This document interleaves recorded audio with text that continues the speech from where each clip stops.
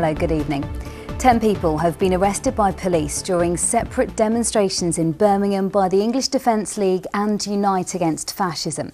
Despite a number of flashpoints, there have been no major clashes between protesters and police, and numbers were well down on last year, as Michael Sibbett reports.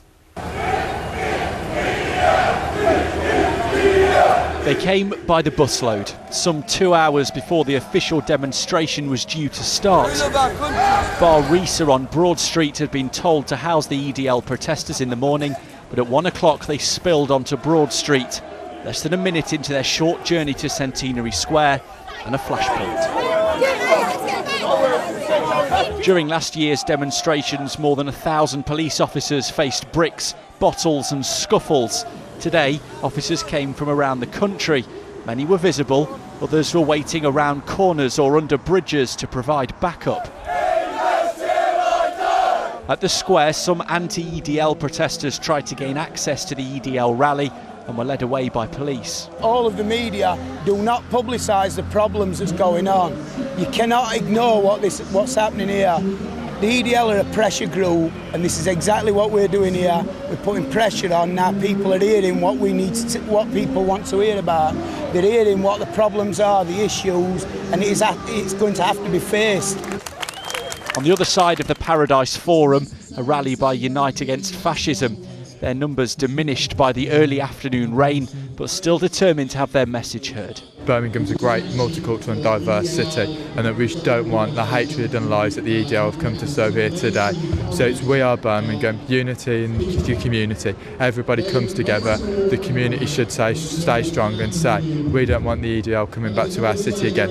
And if they do, we'll have a larger demonstration than the one here today to say, don't come back and you're not welcome here. It's just after 3 o'clock now, the time that police had told both protests that they had to start winding down because of a March for Cancer demonstration later on in the evening. Today seems to have been much more low-key than last year, and despite a few flashpoints, there seems to have been far fewer problems. West Midlands Police say they made 10 arrests for public order-related offences, but as the coaches departed, the hands-off approach by the police seems to have been largely successful.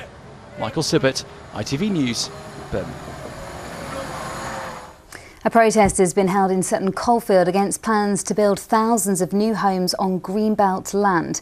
Among those taking part was the area's MP, Andrew Mitchell. Birmingham City Council say the land off the A38 near Warmley is needed to meet the growing demand for housing. The expansion of Birmingham could lead to 80,000 extra homes being built, including more developments on the Greenbelt of North Worcestershire. It's very simple. There is a housing supply, a housing stock available that will take us up for at least 10 years before any Greenbelt land is actually needed to be released. And more importantly, we have very little open space left here, not just in Sutton Coldfield, but actually in Birmingham. And therefore, at some point, we have to say no more building actually on the Greenbelt. Ice skating champions Torvill and Dean have toured the Midlands today, signing copies of their new autobiography. Earlier they were in Nottingham, where the skaters started out. Hundreds of fans queued at the National Ice Centre to get copies of the new book signed. Jane and Chris then headed to another signing in Birmingham City Centre. They'll be back in Birmingham in December, when they'll speak to an audience of fans at the Town Hall about their career. The tour starts in theatres on the 26th of November. Until the 11th of December, and it's our opportunity to actually really meet our fans and supporters. We'll be in a much more intimate setting than a big arena, and we'll be able to talk to them about some of those experiences that we've written about in the book. But I think reading it and actually hearing it from the person's mouth are completely different experiences. We're hopefully that we'll bring those words to life. Time now to take a look at what the weather's going to be doing for the next couple of days with the full forecast. Here's Amanda Houston.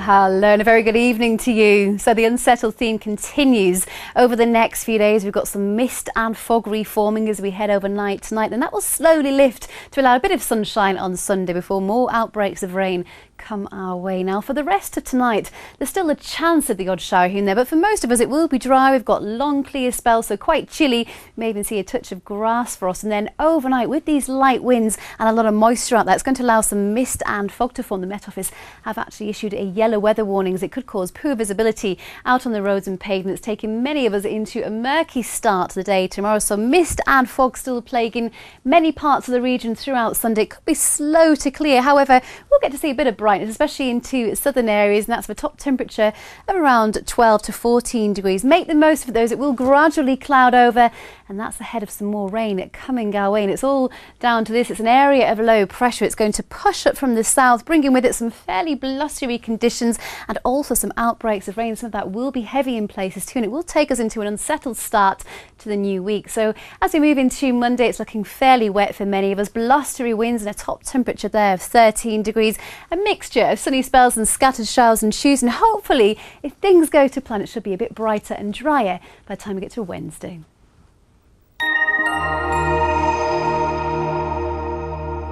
And that brings you up to date this Saturday evening. The national news is on the way next, and we'll be back at the slightly earlier time of 4 o'clock tomorrow afternoon. Hope you can join us then, but there will be updates on the website. For now, bye-bye.